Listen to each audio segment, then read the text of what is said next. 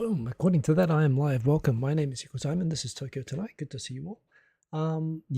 Sorry. Just with the setup again, the new camera and everything was just getting it going. However, seems to be working. Looks like we've already got a good crowd of people in. I see we've got 9 people. I'm going to make sure, even if I tilt my head to look at the screen over here, that I am keeping my mouth close to the mic, because again, I have to be quiet because it is summertime here.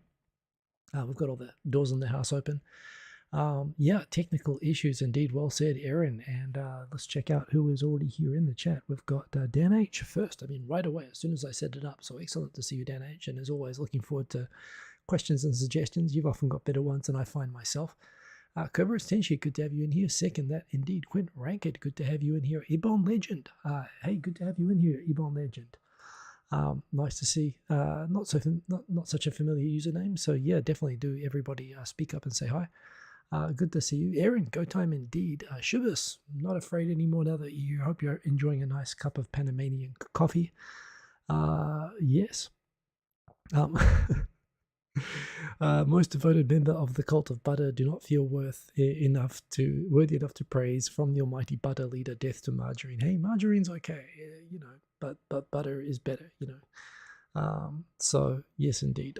Believe me, I wish it was true, because then I wouldn't have to pay as much tax. But it is not. The J-Vlog, salutations, good to see you. We've got Quinn Rankin already smashed the like button for technical issues, so thank you for that, one of the two. Yes, death to margarine, starting a hashtag there. That's a yes, margarine can have its uses. I think it can. I actually saw a crazy documentary the other day about the history of coloring foods. I maybe watch a little bit too much documentary content on YouTube, but apparently, like, the butter lobby was forcing margarine makers to dye it pink back in the early 20th century and the late 19th century. So there you go, just to make sure everybody knew. Who else we got in here? We got more people rocking in. Oh, there we go. Just jumped there a moment. Let me just check. Ada Void, good morning, Arizona. Good to see you. We've got Auntie Liana in Yokohama. Good to see you indeed. Good evening to you. December Clouds, you're not late. You just made it in time. Tudom, greetings from Pakistan. Great to have you in here from Pakistan, Tudom. And again, I really appreciate the comments that you leave. I'm glad you. I think you left some comments on the running videos, which I appreciated.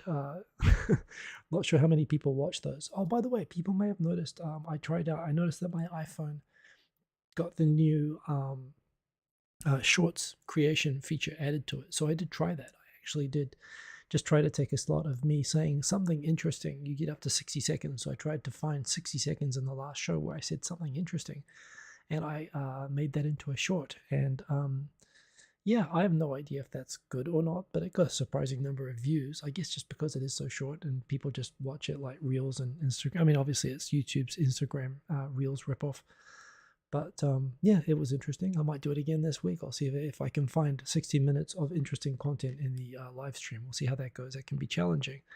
Anyway, I do appreciate when people leave comments on the video during the week, especially the less popular ones. So I do appreciate it. Pakistan, indeed. Tudom, welcome.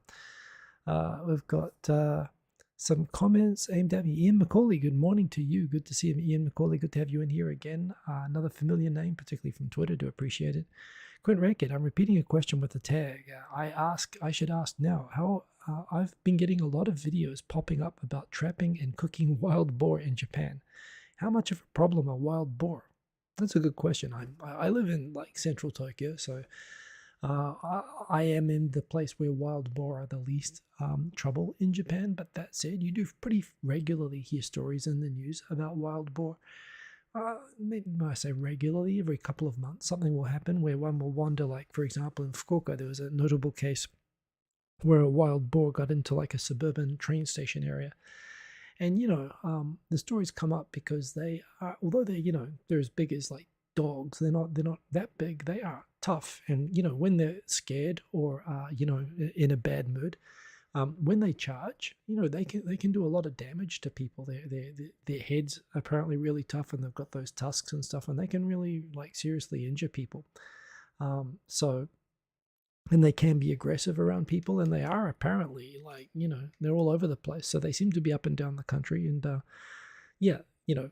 they are not to be messed with if you run into them. I don't think they're a huge pandemic. I think you hear more about the monkeys causing problems than the boar. Plus, you know, again, I've never seen inoshishi or boar being like sold at a supermarket, but there again, maybe that's because of Tokyo. I'm not sure if they might eat it in other parts of Japan, like Hokkaido, where they, you know, enjoy gamier food. I'd be up for trying it, but yeah. I have not seen a documentary talking about trapping and cooking wild boar, but I'm not surprised that it's a thing. In fact, one of the very few reasons that farmers keep shotguns, you know, or you know, to the extent that anyone in Japan has private guns, it's normally farmers, it's normally shotguns, and it's normally precisely because of wild boar or to scare off bears and stuff like that, which are also a thing. Quinn Rank could also, do the wild boar have any positive effects on forest ecology? As far as I'm aware, I think wild boar, inoshishi, are like indigenous. So to the extent that they've always been here and they're just part of the general ecosystem, you know, the circle of life. Again, I don't think I've never heard of them described as a particular ecological pest per se. I don't think they're considered an invasive species, but I might be wrong about that. The fact they have a Japanese name implies to me they've been around a long time. So I'm not aware of any particular positive or negative effects. You know, perhaps their poop fertilizes things. Who knows? But no, I don't know an awful lot about the Japanese inoshishi other than bears probably get the press for being, you know, the scariest animal that you have to look out for in a lot of places. But of course, inoshishi are up there with bears as being scary and likely to damage people. So that's all that I know, you know, and that's from watching the news from Tokyo, you know, not being out amongst it. But yeah, checking out Milchman Wub, indeed good to have you in here. And if you've just, well, only licensed can shoot inoshishi, says Auntie Liana in Yokohama. I mean, only licensed people for a start can even have a gun. And yeah, I imagine shooting or whatever would be also, it's not something you can casually go out and do. Although I don't know, if they're on your land, if you're like a farmer and you own a lot of land, don't you have, would you not be allowed to shoot an inoshishi on your own property? I have no idea. But yeah, it certainly makes sense that they would hand out permits or licenses for shooting inoshishi. Certainly for hunting, I think you'd need permits. And I've almost never heard of hunting. Occasionally you see news stories when someone's attacked that there'll be like a posse of farmers will go out with guns looking for the dangerous boar or bear or whatever, but I've never heard of hunting actually. So yeah, Odie Jr., boom, good morning to you, Odie Jr., good to have you here in the comments. And everybody, if you haven't said hello yet, please say hello. If you haven't clicked on the like button yet, do click, helps the channel. You know, as much as I really, you know, I will, if you want to be tough, of course, you can watch the whole thing and give it your rating at the end and decide based on whether I have earned it to give the like. But there again, you know, if you don't care, click on like, it helps. It really does, and I do appreciate it. So yeah, if I think that's pretty much it. So I'm going to jump into the topics. In fact, the first topic I want to talk about tonight, I couldn't save the link properly. But it is kind of interesting to anyone who lives in Japan or who is struggling to get into, I think if you're struggling to get into Japan as a tourist, this won't be what's stopping you. But for anyone like myself in Japan, oh, believe in yourself, good to see you. It is the biggest pain of living in Japan and traveling overseas, as I am about to do in about 3 weeks from now, traveling to New Zealand and Singapore, coming back. The biggest fear a lot of people have is if you should test, you have to get a PCR test, a negative PCR test. And the Japanese government's very specific on exactly the type of test that you have to get and exactly the type of certificate that you have to get.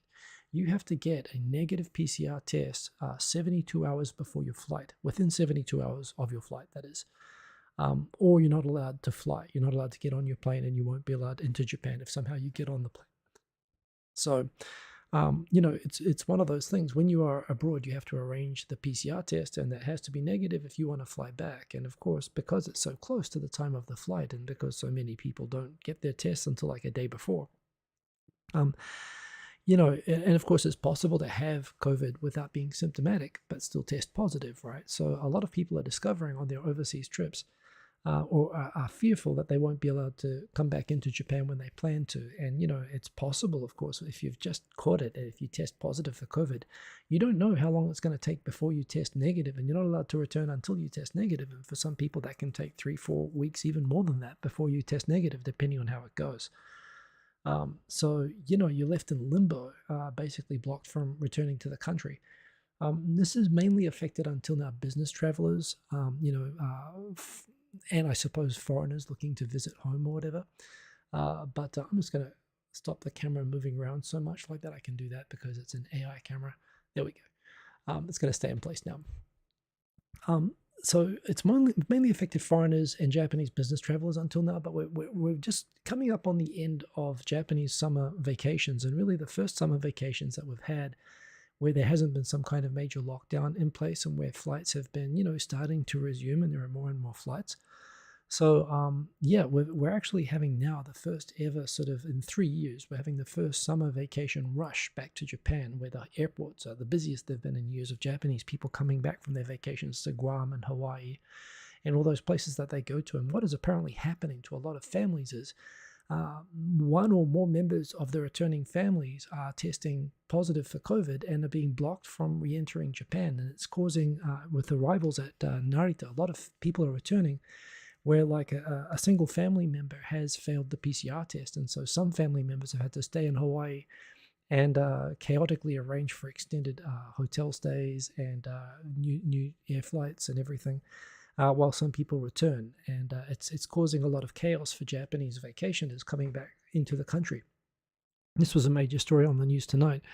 And yes, a lot of Schadenfreude from foreign Twitter when I tweeted out about that yeah, it seems to be hitting a lot of Japanese families, and people are like, yeah, you see. And of course, even Japanese people pointing out on my Twitter that, it's more, COVID is more dangerous. You're more likely to catch COVID in Japan than overseas. So there's no point in being tough on people returning from overseas. It's Japan that's dangerous. Like, what are they protecting Japan from? And of course, Japan stands out, along with maybe Korea now, as the only real considered developed nations that still have PCR to enter requirements, even though COVID is worse here than it is in America and Australia and Europe. So I am kind of hopeful that some good might come out of this, that when people realize the pointlessness of this and the aggravation it causes, and if it aggravates enough Japanese people, I mean, people like me can't vote. So in the end of the day, you don't really consider a foreigner's problem as necessarily a voter's problem. But a lot of voters right now are pretty unreasonably being forced, having their basic return to school and return from vacation plans thrown into chaos by Japan's pretty overly strict travel entry requirements, even for Japanese people. And I'm hoping, I don't know how quickly the Japanese government can move, but it might be nice if they can drop the PCR to return requirements within the next 3 or 4 weeks when I have to come back to Japan, and save me the trouble of getting the test and rolling the dice. A lot of people for these meetings, as I've said, work meetings in Singapore, a lot of people, particularly people with young children and so on, who can't afford to get stranded in Singapore, have, out of an abundance of reasonable caution, decided not to travel. And you know what, that might be the right thing, but, Japan is out of step. It's a lie that Japan is open to tourism or is as open as other developed countries. It's not. It stands out for not being, even though it doesn't make sense. So, yeah, we'll have to see. But I am hopeful that, in a way, that the chaos, I don't feel good. I feel bad for anybody who is, particularly, imagine being on a family vacation, first vacation in 3 years, and you're basically, going to be locked in a hotel room that you have to pay for, and you don't know when you're going to be able to travel again, and you might have to miss school, you might have to, think of the chaos that it throws a lot of families into. I don't feel good for that at all, but I am hopeful that it will result in change that's needed, and maybe would have happened sooner if they realized that what's happening to Japanese people was always going to happen to Japanese people, and that they should have listened to the foreigners that it was happening to and were complaining about it, because, whoops, I'm going to make it move again, because, it can happen to anyone. So we'll have to see what happens, but that's the first story. I don't actually have a link for it at the moment, but I thought that was interesting. Just going back into the comments, it's nice to see Crypto Airy. Good to have you in here doing the cross-border challenge in 2 weeks. Third time in the last 2 years. Expect delay, Shogunai. Yeah, I think that's indeed how it is. And Cedric D from Kanagawa, great to have you in the comments. They're frustrating indeed, Aaron. Well, this is how people learn, I suppose, and so we'll see if they do. Stop moving. Read my hand. There we go. AI cameras, what can you do? The robots are taking over. But yeah. Anyway, it'll be interesting. Oh no, Kanagawa, Kagawa. Apologies, Cedric D. That's Kagawa. That's pretty cool. Kagawa has the square watermelons. That's what I think of first when I think of Kagawa. Kagawa. I think you guys also have like udon like crazy there, right? I don't know. yeah, all 47 prefectures have a thing that people instantly say, oh, that's the thing about that prefecture. Great to see DJ Sunnyside up. Dan H has a comment. COVID rates in the UK are very high. It's just less people are testing, and a couple thousands of people are entering hospitals every day because of it. Yeah, that makes sense. And Japan is on the brink of doing the same thing, actually, of just of giving up, at least on trying to count all the cases. Is being highlighted now that as the current wave is causing more and more cases, that doctors are just on top of having morning to night, handling patients. At the end of the day, they then have to spend hours entering all of the test data, which is required by the government, and it's causing some hospitals to, break down just over the administrative burden of submitting case numbers. And so, yeah, they're talking about easing back on that and using more things like self-testing, which I'm going to talk to a little bit later on. But yeah, that could very well be the case. Certainly, I think people are less cautious overseas. But that said, I mean, the numbers are the numbers, so we'll see. Udon Ken, there we go, indeed, Cedric.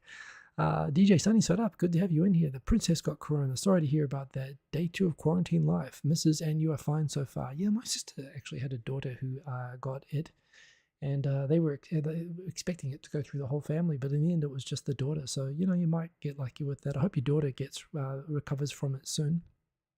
But yeah.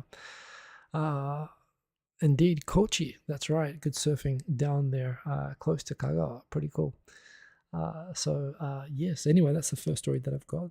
Second story, the big story of the week, of course, worth mentioning is the Japanese government, the National Tax Agency, has a problem with the youth of today. Basically, the boomers over at the tax agency feel like, these millennials, they don't know how to party like real show-up people. And, they want to, it's costing them money. They just want to teach them how to be,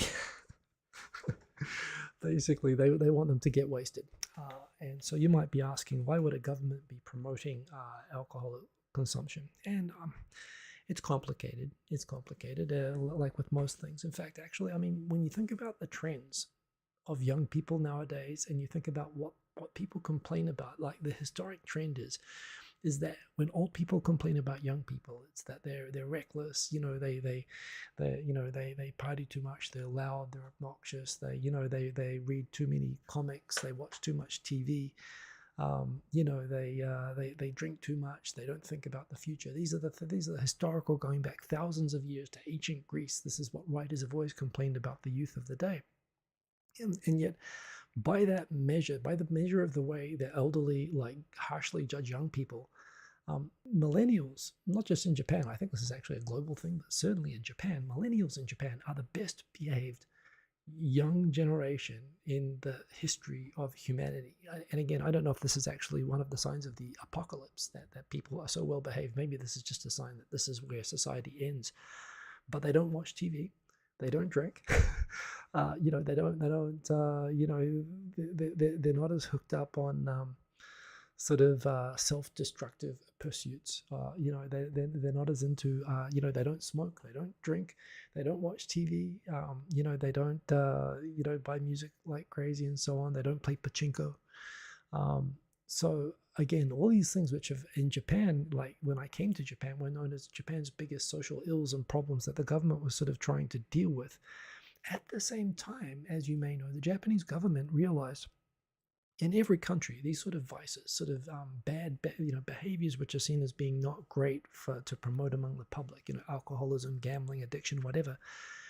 Governments all over the world always heavily tax smoking. They heavily tax drinking because it's something people do because, frankly, out of addiction. But since it's a permitted addiction, you can charge vice taxes, right? So the government will, has this sort of double thing. At the same time as they're earning money from cigarettes and they're earning money from duties on, to alcohol, they're also doing a social good by taxing it, discouraging its consumption or making it harder for people to be, to use with excess. The thing is, in Japan, however, the government actually is the majority shareholder in Japan Tobacco. And for years, because they make so much money, not just from the tax revenue from cigarettes, but actually they are the largest stockholder. They get a dividend from how well Japan Tobacco does, which meant that it went from being that they were actually taxing in order to regulate behavior. The government was proactively trying to promote cigarettes at the time that the whole world was stopping smoking. And they actually when the health ministry came back from UN conferences saying this is terrible, smoking's causing cancer, we have to put warning labels on cigarettes and start, bringing in regulations to regulate smoking. The Ministry of Finance said, hold on, Ministry of Health, if you want to have any budget next year, you're going to stop with all this crazy no more smoking talk. You're not going to get, if you don't want budget, the decline in smoking revenues will just come out of the health budget, right? So, cut that stuff out. And for years, 20 years it took before Japan started putting in smoking restrictions. And when they did, they didn't do it the way other countries did, where they said it was all about preventing lung cancer and preventing people killing themselves, because that would be bad for sales. They promoted it as a social thing. The biggest danger of smoking was cigarette butts hitting children inadvertently while walking through crowds. And so it was actually quicker to regulate outdoor smoking as being dangerous to passers-by walking than indoor smoking, where people could get cancer. This kind of shows the perverse thing that in Japan there's not this idea that it's legal but it's not good, or and it's illegal but it really should be legal and it's really not that bad. There's no thinking like that. Either it's legal and it's 100% okay, or it's illegal and it's 1,000% bad and never do it. And this is the thing with weed, alcohol, tobacco. And it's the same thing kind of with alcohol, that while the Japanese government does not own alcohol the same way that it actually owns tobacco and profits directly off tobacco, the Japanese government does depend on, alcohol sales taxes. They make quite a lot of money from it. And of course, a lot of powerful companies in Japan, Kirin, Asahi, Suntory, these are among the biggest companies in Japan. They're the backbone of the Japanese, some of the biggest beer and drinks companies in the world are Japanese, beer and various alcohol sort of companies. They're some of Japan's most successful traditional businesses. And yet there is this problem in Japan that with the pandemic, with people not going out so much and young people just not in the habit of drinking, going through, reaching the drinking age without having the habit of drinking when they're at home, the already low rates of drinking among young people have gone to almost zero. And basically the alcohol companies have gone to the government saying, hey, can you help us out? We're at risk of really having our business is being damaged.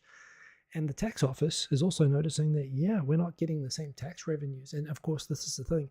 The Ministry of Finance has been begging the government to let them raise the sales tax rate. Japan still pays 10% sales tax. And, the government has only ever been voted out. The LDP has only ever lost the election whenever the finance ministry, insisted on them raising the sales tax. Most countries now have like 15-20% sales taxes.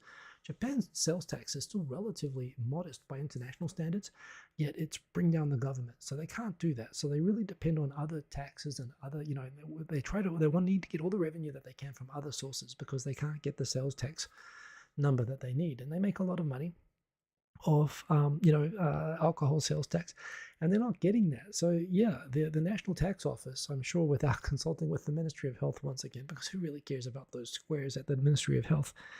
They're like, how do we get young people to get wasted more often? What can we do to, can we do the equivalent of the cigarette sales company guy who drops random packets of cigarettes with cartoon camel characters on them around schools so that kids can pick them up and get addicted? Can we do the same thing with alcohol? Maybe we could, lower the height of the pay thing on the beer vending machine so that kids can inadvertently access them. They're not going that far, but they are talking about starting a campaign of ideas to promote alcohol consumption more to youth, which, coming from New Zealand, drinking age when I was a kid was, when I was in high school was 20, which of course meant that everyone 14 and above was regularly pretty much emptying out the home refrigerator, going to a party, comparing the alcohol levels, trying to see who had the best beer which had the highest percentage. And, yes, in New Zealand, there's literally nothing else to do, by all accounts, even still, other than going out and drinking. So I guess we started early there, which is kind of shocking when I came to Japan and found out that kids here, it is treated that if you drink underage, like that is committing a crime. But if you are 20 or above, you can go crazy with alcohol, and that's what people have always traditionally done. And again, the Showa, the bubble era bureaucrats just don't get these squares that are not drinking and giving them that tax revenue. So they're looking to promote alcoholism. And again, I think I on Twitter I saw some responses to this that I do agree with. I have no say in policy, and the law is the law, so I follow it. But look, All of the studies which show comparative harm, addiction, and harm, in terms of addictiveness of weed, alcohol, and tobacco, I mean, tobacco's at the top, alcohol is addictive, and it's in the middle, and weed is at the bottom. And in terms of harm, again, you think about what people do. I mean, harm, you have lung cancer with weed, with cigarettes. You have, an awful lot of antisocial behavior, violence, and so on, associated with alcohol, as well as physical, health problems. People who preach that weed is like, it's just wonderful and there's nothing wrong with it and it cures cancer and, it's like medicinal and so on. I get it. There are things that can be, from weed which might not be, which might be useful medicinally and so on. I get it. The idea that, smoking weed, especially unfiltered, is somehow, totally okay. I don't believe that there's nothing wrong with it. And of course, people who smoke it a lot, and again, places like New Zealand, you can see what happens to people who smoke it a lot. It's clearly not good for you to have it in excess. It is something, but clearly when you compare moderate, regulated, use of weed compared to cigarettes or alcohol, clearly weed is the least harmful. And from a policy perspective, if the tax agency wants to make money from young people, I think sure people wouldn't take it because it's still so stigmatized in Japan. But I think they should be promoting some form of legalization of cannabis products rather than trying to force kids. I mean, it's literally from a social perspective. You would make more revenue. You could tax it more, make more money from it, and cause less harm to society than you would by encouraging young people to drink more. Is my view. But that said, yeah, it's kind of baffling in this day and age that the Japanese government is looking for people.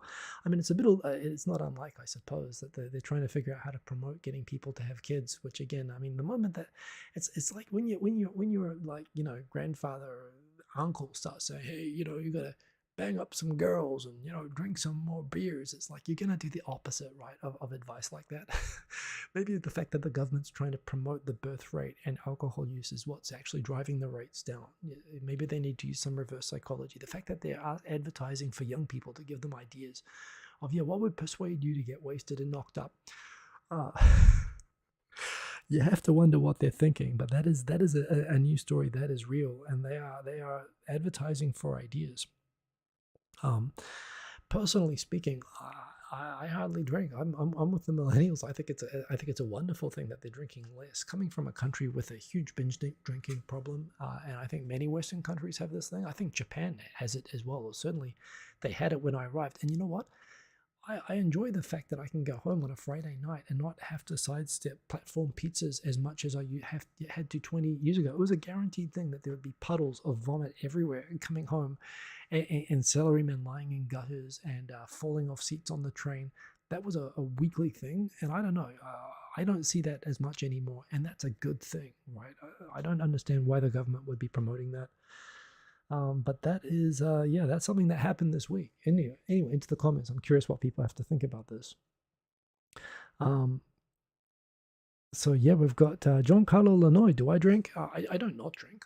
In fact, the other night I actually met up with a friend and had a beer and had a sake. And the thing is, for me personally, one, I don't need alcohol to be sociable or talk. I don't need I don't need the encouragement. In fact, if anything, I need something to slow me down a little bit. I've found really for the last 10 years, I don't really get I kind of skip the fun part and I just get straight to the tired and then feeling crappy part with alcohol. It just doesn't do anything for me. And based on the taste alone, I don't mind. I'll have an alcoholic drink. I'll have a cocktail. I'll have a beer or something. But I'll just nowadays, even if I get a beer, I'll order a ginger ale. And I'll quietly have the ginger. I'll quietly either mix the drink or I'll have it with, because I just don't want to be feeling all crappy the next morning. And I don't want to be falling asleep, like an hour later, which is lately what's happening to me. So, I don't not drink, but I don't drink that much. I could tell you in the last 12 months, I could probably less than 5 times. I probably drank less than 5 times in the last 12 months. Not a lot, and I think that's a good thing. I think that's partly why I've done so well on my Kenko Shindan. So, but that's just me. I think it's fine for people to make their own decisions. I just think that the scope of it is all a bit messed up. I skipped over that there is Oh, we've had some more people rock in as well. Let me see if I can get this. Oh man, a lot of comments in here. It's good to see. We've got DJ Sunny Side Up. She's fine now. The first 2 days, wow, temperature got up to 41. That's crazy. I'm glad to hear that she's doing better now, DJ Sunny Side Up. Brascafarian, good to have you in here. It's how to rebel against Gen X, the generation that cannot be named. That is named Gen X. Boom. Yes. I saw some funny thing about Gen X. I mean, I hate those generational memes and stereotypes, but yeah. I mean, and Gen X is just, it's fine. I mean, it's just an advertising label as far as I'm concerned, but yes. Dan H. Cigarette taxes contribute to about 1.5% of tax revenue in Japan. Peaked in 2013, it's been gradually declining. The kids are missing out on smelling badly, cancer, and damaged lungs. I mean, man, when I used to go out like clubbing or to a concert, just the idea that you come home just covered, ears ringing and covered and just smelling like, a cigarette rag. Yeah, I don't miss that at all. I think that's a good thing. And the fact that the government was like campaigning against that declining was just nuts.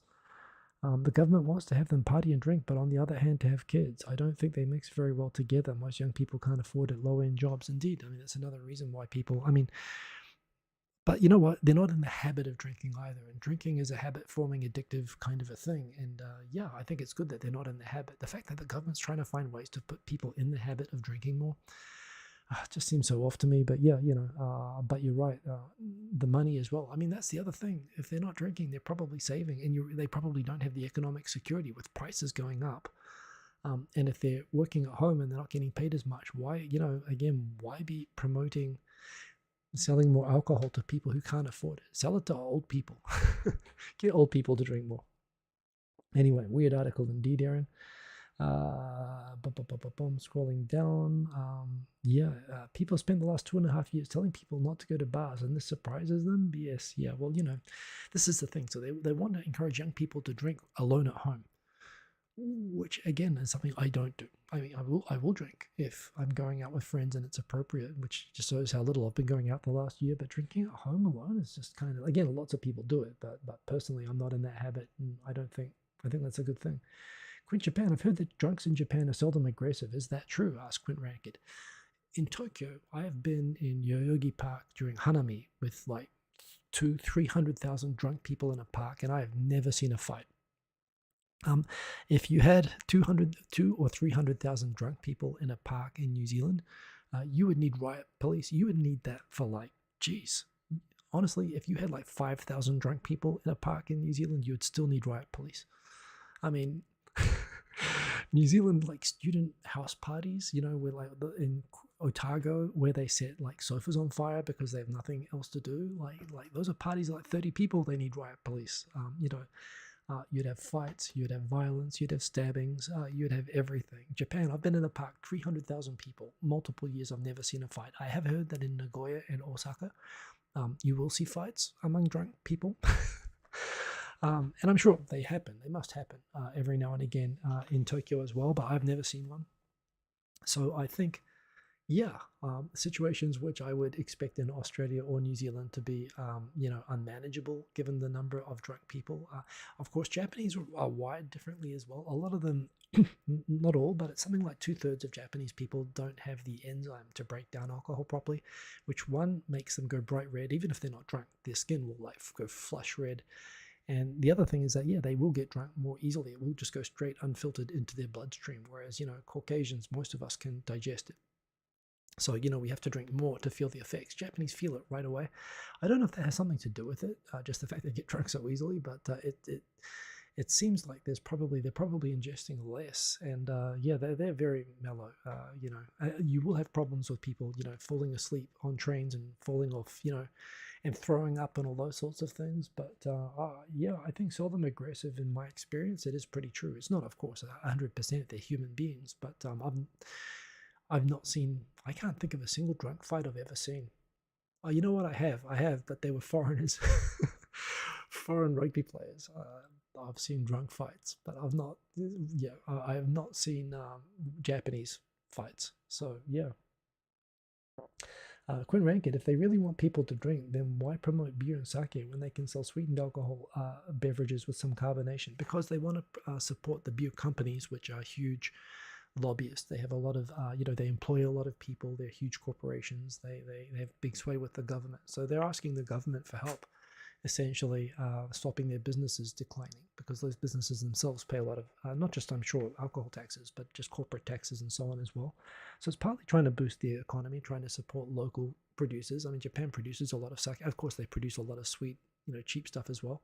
But yeah, I think they're focused. And by the way, they are not specifically promoting beer, by the way, so it could be other sorts of alcohol. But yeah, they want to promote alcohol drinking.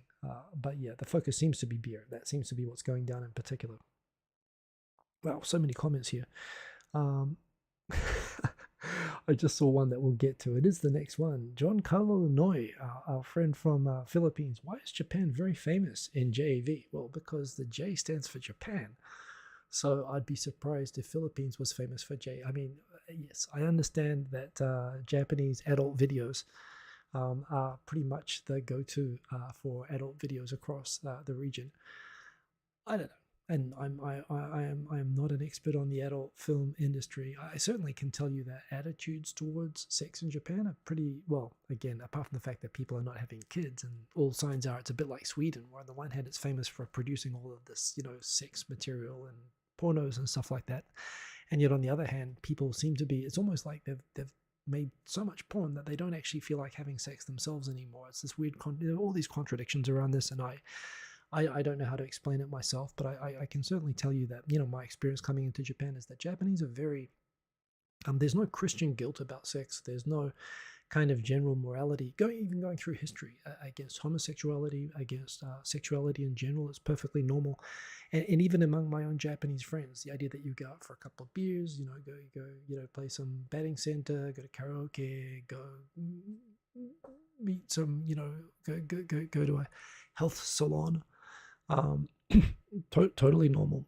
Totally normal for people to watch JVs. I think the fact that they're so pervasive is probably why so many women feel like it's a normal. And there are so many women who work in the mizu, the water industry, of just pouring drinks for guys and being hostesses and all the different levels of that. Bearing in mind that in Japan, full sex is illegal, like prostitution for full sex is illegal, but there's a whole myriad of ways that they sort of get around that. And given that industry is so large, it's probably easy to find people who want to take the money and convince them to go into JVs, and they're relatively unstigmatized. They're not unstigmatized. There's a stigma against them, but they can probably convince enough people to do it. So I guess that's why it's so big historically here.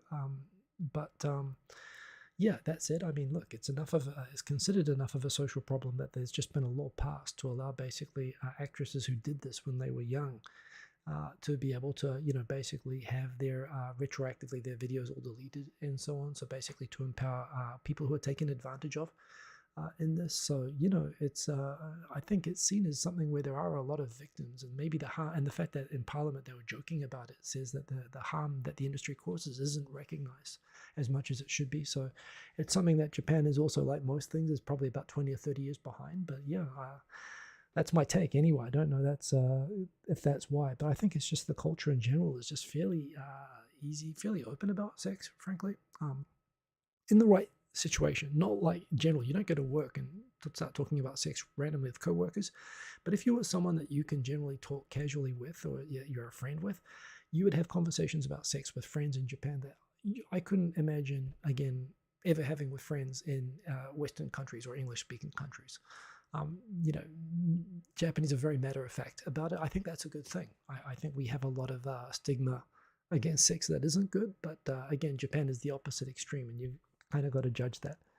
But yeah, who's the incredible K? Hello from Ireland. Good to have someone from Ireland. We're doing the opposite. We're now the most expensive to drink in Europe to try to discourage the drinking. Well, I say this, 23andMe and Ancestry.com, my DNA. I mean, I don't understand how they distinguish between Scottish, English, and Irish DNA, but they've tried on my results. And apparently, as someone who is 1/3 Irish heritage and familiar with some of the stereotypes, it's kind of understandable, perhaps, that yeah, that sounds consistent. That they might as well tax at 300% and they would still consume the most.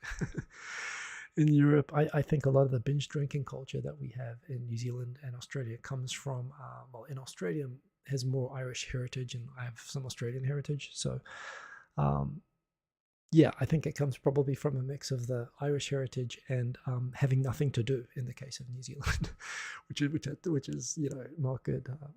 I mean, who knows? I mean, again, Ireland could become like the bored low birth rate Sweden, version of alcohol. Perhaps everyone will just get bored of alcohol one day.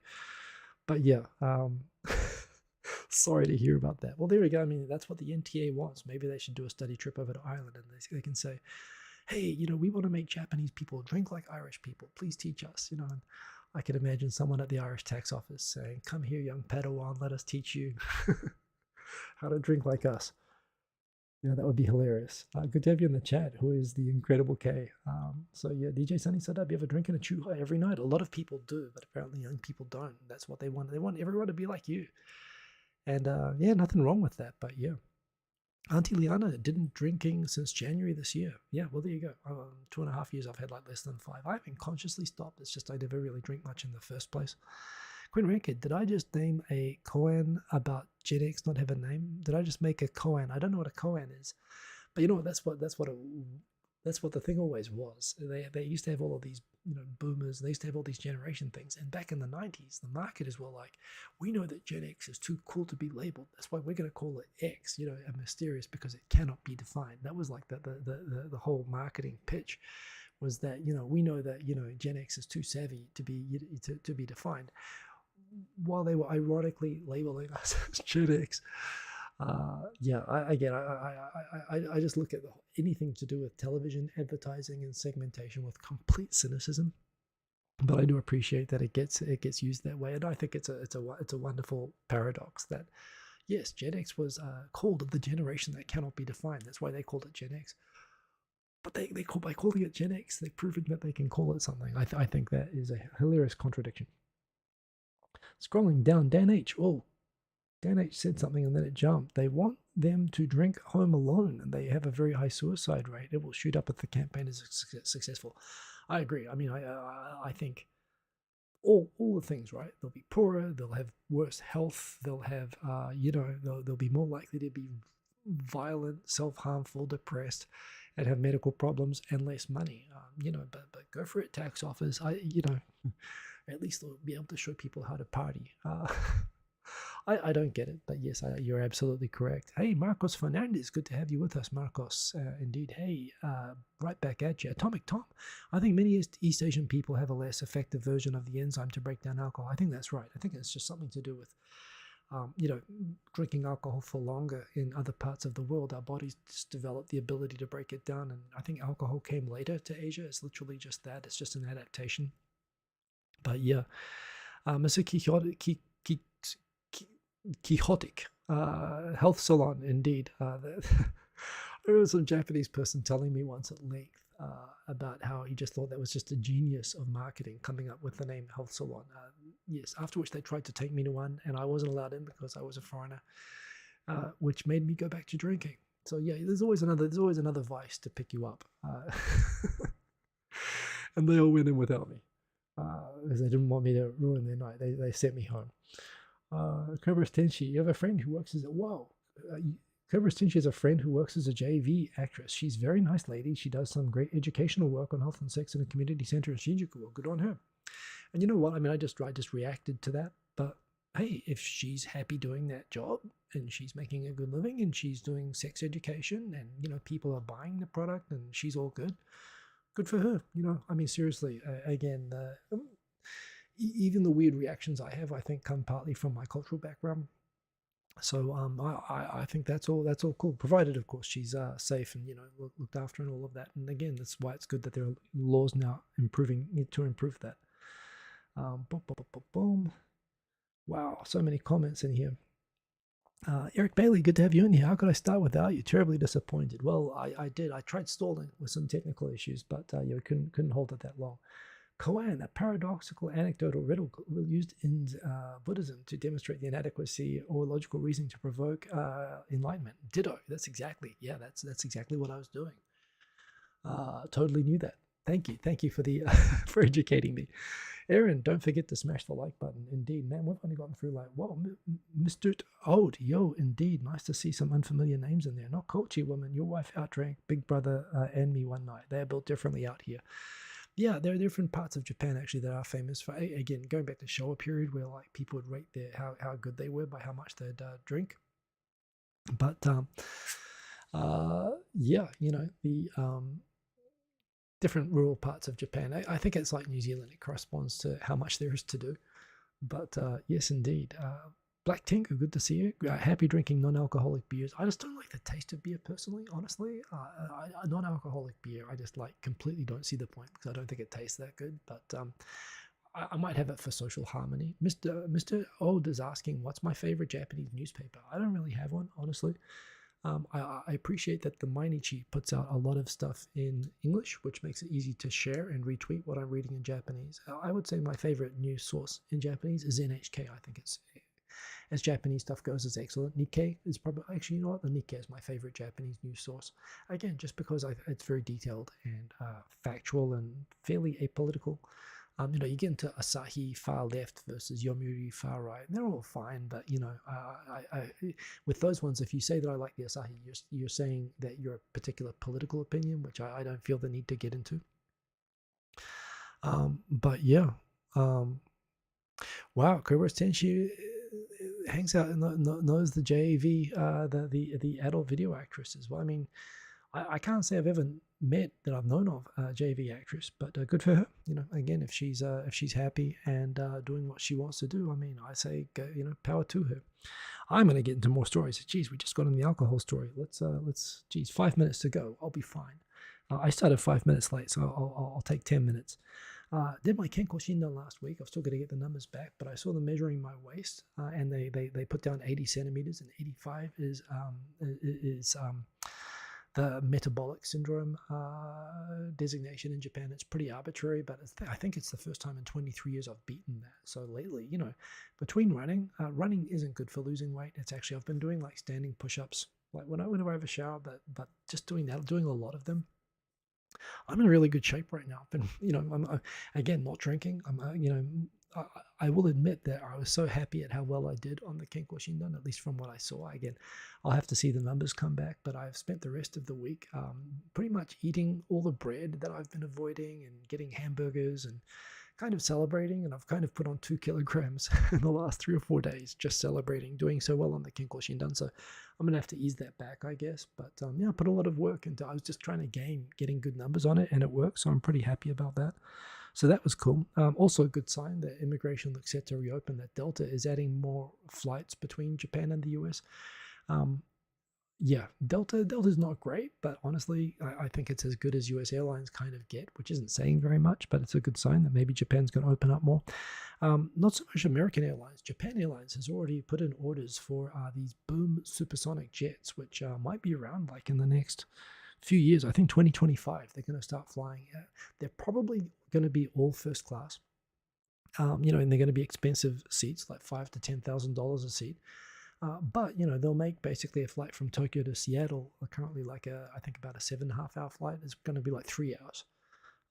So that is pretty cool. Plus, you know, and it's pretty cool technology. Again, it's just cool that we live in an age where, you know, again, it's directly related to the availability of the cloud and computing power. It allows startups to simulate and develop and test designs and put them into production just so much faster than you can do, and with so much less capital than you needed to do. You could only have done this if you were a big company, like even 10 years ago. So now you have these small companies that are actually making like airliners, and they're being able to roll them out just the same as with rockets is happening at the moment in space travel. And they're going to have these airplanes which will be roughly as fuel efficient as current large jets, you know, which has always been a big problem. They will make less noise, although at the moment, because of US rules, I don't think they can fly supersonic over land. But again, for flying between the west coast of the US and Japan, it'll basically like halve the travel times, and it's over ocean, so it should be fine. You know, I'm hoping, I would love to fly on one of these things. And again, it's one of these things that all the planes that we're flying on now, I mean, the Airbuses are different, but the Boeing 747s, that's like a 1960s plane. And the technology, I mean, yes, the technology has progressed. Some would say too much looking at the 737 problems. But, anyone would have thought in the 70s or 80s that we would all be flying on quiet, fuel-efficient, supersonic jets by now. And now it's finally happening. All the stuff that was supposed to happen when I was a kid is suddenly happening with space travel airplanes, and I'm looking forward to that. The Japanese government is going to, again, because of the testing overload that's happening, they are going to allow rapid antigen tests to be sold over the internet and used at home to take the burden off clinics.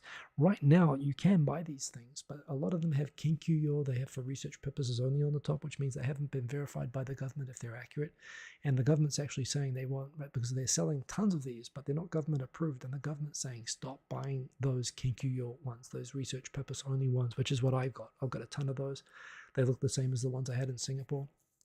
But they are looking to set up to rapidly certify and approve and put on the internet, approved rat tests, which will hopefully make PCR testing more available. Another big story this week is that prosecutors have arrested members of the Tokyo Olympics organizing committee, including one member who was a former president of Aoki, the sort of suit shop. It's sort of as a mass chain for suits. Basically, it's what's used by new college graduates getting their interview suits and so on. You buy off the rack there. They do tailoring as well. But I went there, when I first got to Japan, they didn't have my size, and tailoring just, the cost of tailoring just made it worth going to a better suit shop to get something tailored, so I didn't buy. But yeah, it turns out that they were paying a consultant fee of like $500,000, a month or something to their ex-company president who was sitting on the Olympics board when they were a sponsor, trying to get favorable treatment as a sponsor. And prosecutors, while it seems very damning, the information, I mean, one, this is exactly what happened like with Govt, where they are basically, this is a way that the company manages to continue paying salary to the former company president after they retire, which is what they got Govt for, was for planning that. And Govt was in jail for 2 years until he escaped. Over that, yet it's kind of routine that Japanese companies do this with their former presidents. And this only got called out not because of the deferred compensation, but because the company president was actually working as a civil servant working on the Olympics committee, and you're not supposed to be making those payments to a public official as a consultant when you're receiving benefits from that person in their public official capacity. So it's because of that police are finally now have arrested members of the Tokyo Olympics organizing committee, without having mentioned that they were actually under investigation a couple of years ago for the same kind of things, for basically paying bribes as consulting fees for influence to win the Olympics in the first place. All seems damning and seems highly likely that they're guilty. But that said, what I really dislike about Japan is that they've just arrested and they've charged and they're interrogating these people, but they're releasing the contents of the interrogations and the investigation on an ongoing basis to the media. And the media is just publishing it, saying that, yes, in questioning by police, this person says that, he never intended to influence the outcome, but the other person, who's also being arrested and interviewed by police, said that was the thing. So their stories are not matching. Literally, it's like the interrogator going room to room, good cop, bad cop, except they're not telling each other the messages. They're feeding it all to NHK, and they're using the NHK story. So they come on the next day and say, see, the whole world thinks you're guilty. Confess and just make this easy for us, please. So they're literally like doing the good cop, bad cop, and pressuring the arrested suspects by releasing the contents of their interrogations and the ongoing investigation to the media. I mean, again, how can you expect a fair trial? And again, the purpose of this is to convince them that they don't have any hope, because they are currently still both claiming that they're not guilty, that they're innocent of the charges, and they're contesting. So the police are just trying to pile pressure on them to confess and make it easy for them to get the conviction that they're now going for, in exchange probably for a guilty plea and some sort of either suspended or shortened sentence. But yeah, on the one hand, I mean, it's a juicy Olympic corruption story. On the other hand, I really hate how the news and the police here cooperate to basically support the police putting pressure on suspects, to pile on pressure. It's a common thing, but I don't like it. A graph there of the alcohol consumption per person going back to 1989, back when they used to drink 110 or over 100 liters per person per 成人一人当たり酒の水. This is per year, I think. Wow, and it doesn't include Okinawa, which would boost it more. Okinawa is the heaviest drinking place in Japan by far. But this is based on this is from the National Tax Office, just showing that the average per capita drinking has gone down from 100 in the early 1990s down to the 70s. So just nuts. This meme, I love this meme. This is going everywhere. I want to move to Japan, but the clothes are I mean, again, everyone putting sort of boring stories that they find super interesting to the person who doesn't find it interesting, which I thought is just like this show. Like, this is basically exactly what Tokyo Tonight is. But thank you for keeping me company and being the awkward guy standing beside her while she's really into what she's explaining. I feel like that's very much this. The first, I love rockets and space stuff. I actually have a Starship 3D printed model behind me here. I love it. The first commercial payload to be launched on the Starship, which hasn't actually flown orbital yet, but should hopefully by the end of the year, we'll see. 2025, the first commercial payload that's going to go up on this is going to be a Sky Perfect TV JSAT geosynchronous satellite. So that's cool. These are enormous satellites, and they're putting it into geostationary orbit. Basically, it's just going to be above Japan and just go around Japan, go around the world, just staying over Japan, which means they've got to launch it a long way out. It's a big satellite. They're using one of the biggest rockets. I think it will be the biggest rocket in history when it flies, and that'll be the first commercial payload. And the thing hasn't even flown yet. So that's, that's pretty cool that they're doing that. So that's something to look forward to. And again, I love it when it's a Japan company that sort of does that first. Kochi is number 2. Oh, I did not know that, DJ Sunny Side Up, after Okinawa. There you go. I mean, yeah, Okinawa is so far out beyond everyone on drinking, and it's not just volume that they drink. They drink awamori. They drink like 90% stuff, like make you go blind kind of stuff. So yeah, they're pretty hardcore down there, and they live to be 110, so it must work. So there you go. Maybe we should all be drinking more. I mean, there's your advertisement. Just show elderly people in Okinawa saying how much they drink. That would help. Sadiq, good to have you from Miami. Good to have you in the comments there, rocking through. Good story here by someone I follow on Twitter, Colin P.A. Jones. Not the Ardo Debido on how to be belligerent to the police and tell them that you know your rights and back off and all that kind of thing. Goes through what your rights are and how you should go through a police interaction, but ultimately saying, yeah, you should comply, because if you don't, they can pretty much do what they like, and the more you're a dick, the worse it's going to be. So yes, you should quietly comply, but just so that you know, here are your rights, and here's my practical advice. Very, very good practical advice about how to just deal with the police, knowing what your rights are, but the advice being to go with the flow and not being belligerent, because it just won't work here. Hilarious situation. Miniso, you look at the sign there that's on these shops, and these are all over the place in Australia. They're in China as well. They launched in 2013, and they were clearly, the logo is clearly a Uniqlo ripoff, and the contents of the shop are kind of a quasi Uniqlo Mujirushi ripoff. They launched in second-tier cities in China, as foreign companies often do in places like China, trying to establish credibility before they make it to the bigger cities. And they decided, this Chinese company based in Guangzhou decided that they would go into cities like Dalian, which are known for where Japanese companies go into China. They put these shops everywhere and try to brand themselves as a Japanese company coming into China, trying to take advantage of the affordable, sort of, good quality kind of image that Japanese companies had in 2013. They actually made up a narrative for themselves that they had an office in Yokohama and actually had a Japanese co-founder and whose existence has never been verified. And, they made a big splash in China and were very successful, and they were everywhere. When I went to Shanghai and Dalian, I saw them there. And they've been very successful in places like Australia, and they've pushed this thing that they're a Japanese brand, even though any Japanese person knows immediately, oh, that's a Chinese ripoff of a Japanese sort of image. They're like the Outback of like cheap shopping. The Outback restaurant. They're not really from the place that they claim to be. But yeah, unfortunately, business is difficult when your business is based on projecting a brand image that you are racist against.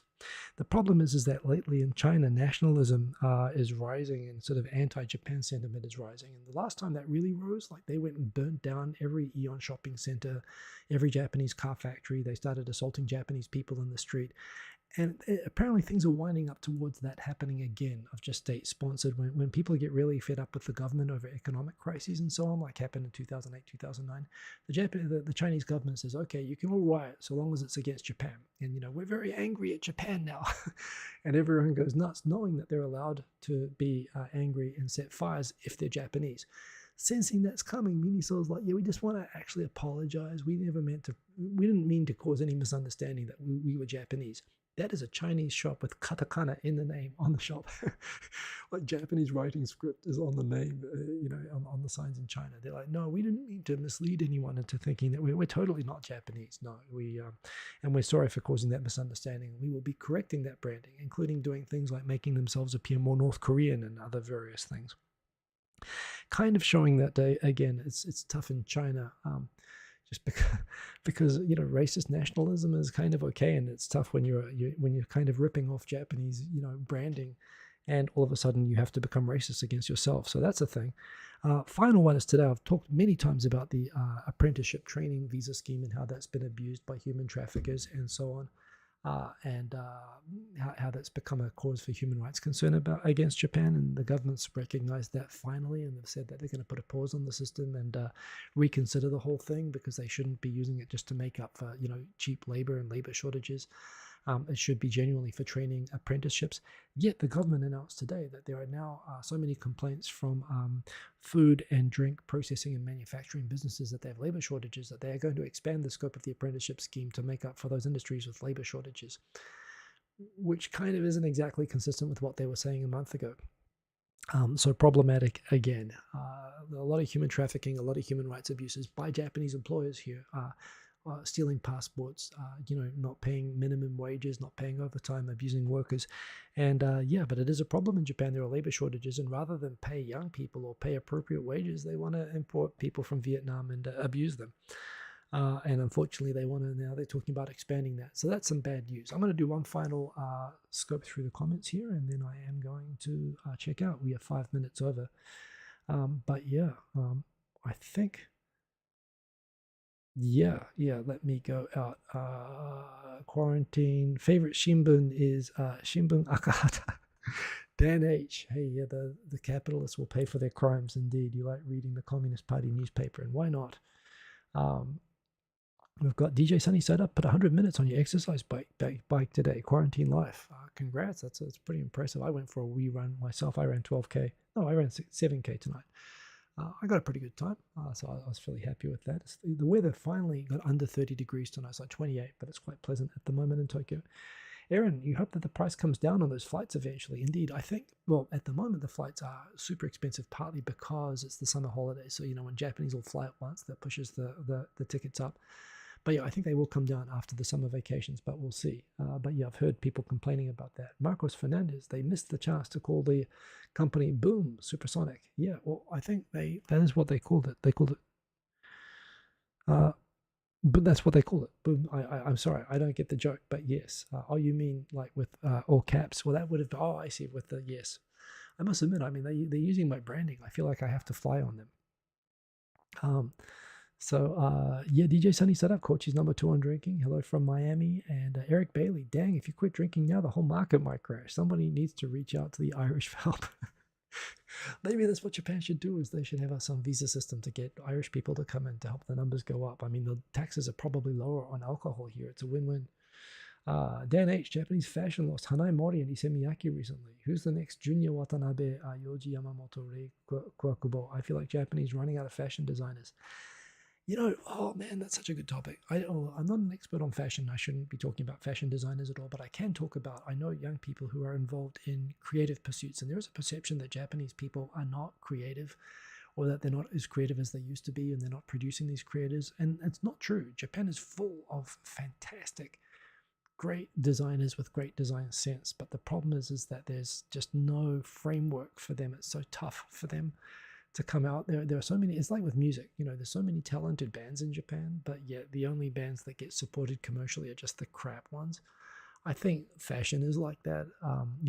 It's the Uniqlos that do well. It's really hard for the designers to sort of stand out anymore. Everything's so mass produced, but there are so many great creative people. So I think the challenge is how to find and channel those creative people that are definitely out there, which is a big challenge, but they're out there. That's the frustrating thing. When you know Japan, you might come to Japan thinking that Japanese are not very creative. You know, they're all trained to be factory workers. That's what I was taught in education before I came out to Japan. And I discovered that's not the case at all. But what I discovered is that if you don't go on the traditional route, you really struggle. And it's partly because they struggle so much. I think that they're so great. But I don't know yet where they're going to find those. I'm sure those next fashion designers are out there, but what do you do to stop them getting discouraged or leaving the country or doing whatever? But yeah, indeed, some famous ones have gone this week. Final comment, we've got Marcos Fernandez, like that guy screaming, boom, headshot. Oh, I see what you mean now. Yeah, well, that could be problematic, I suppose. But yeah, well, look, Stingmeister, good to have you. Any Singapore hotel recommendations? I always stay in the Park Royal. I find, well, again, I get a corporate rate for that. I'm allowed to expense that. Although there's only certain rooms, and I don't get to stay in the nice rooms anymore. I think the rates on that place have gone up. That's the only one I really know, and it's really nice. But pretty much all the hotels in the downtown area are really nice. I mean, they're nicer than anything you'll get, honestly. You know, for less than like $300 a night in Tokyo, you won't get anything close to what you get for the same amount in Singapore. You know, so Singapore's got pretty good hotels, but I don't know well enough to give general recommendations. Yoni, glad that you could make it. Glad for everyone who made it. Remember, if you did make it, only 19 likes, 34 people watching. Please give me a like if you liked it. I appreciate it. Just a simple click on the screen. I do. And if you haven't subscribed, please subscribe. I'm going to make another video short this week just because that was fun. I'm sure I could find something interesting that I said in the last 60 minutes. Maybe I can't. Well, we'll see. But yeah, anyway, that is the show. Remember, take care, everybody. Follow me on Twitter if you want to keep up with the stuff during the week. No DJ set tonight. No, not tonight. I am going to log off. I've got to go into work early tomorrow. So, yes, if I'd gotten through this faster, I might. But tonight I'm going to log off. Have a good week, everybody. Take care, and I'll see you all soon. Boom. Peace. Ending stream.